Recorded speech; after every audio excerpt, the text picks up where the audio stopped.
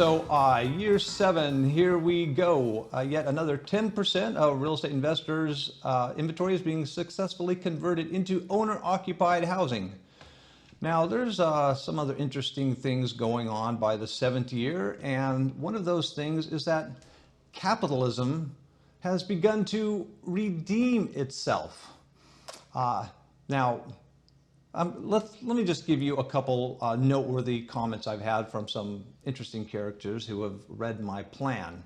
One was, "What is this? The new Communist Manifesto?"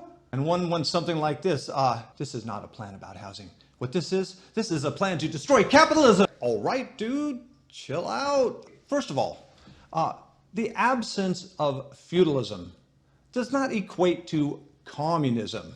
There will still be private ownership of the means of production. There will still be private ownership of land. It's just that now we will have sensible, equitable limits on the amount of land one person can own. People will no longer be able to hoard all kinds of land above and beyond what they need for their own personal and productive uses, and then leverage that land to siphon off the fruits of your labors. And secondly, feudalism and capitalism, despite the narratives to the contrary, are two entirely different things. Capitalism, stripped down to its most basic essence, is about productivity. It's about production. And the private ownership of the means of production was a strategy to encourage productivity, which would then bring on a citizenry that was thriving and self-sustaining. Whereas feudalism, again, is just merely about the hoarding of vital resources in order to use the leverage of those resources to make non-productive incomes, via rents and via inflationary real estate asset gains. There's nothing productive about it. What there has been is a massive failure to differentiate between feudalism and capitalism. And the people and the corporations who have been perpetually profiteering off of feudalism have done this purposefully.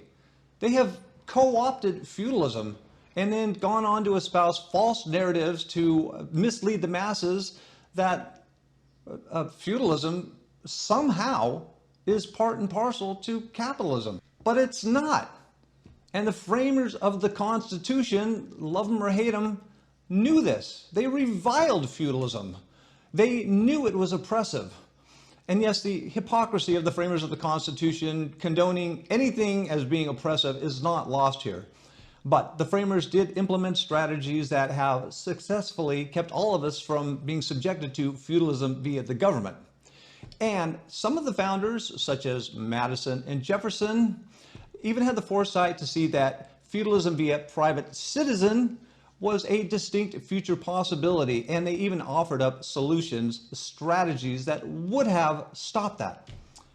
Alas, those strategies were never implemented, and sure enough, feudalism via private citizen and feudalism via private corporation are exactly what we have today.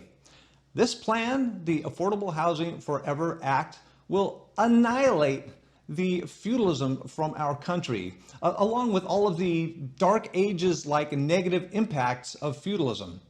And as these negative impacts of feudalism have been routinely misunderstood and blamed on capitalism, this purging of feudalism will indeed redeem capitalism, or at the very least get that long overdue process going.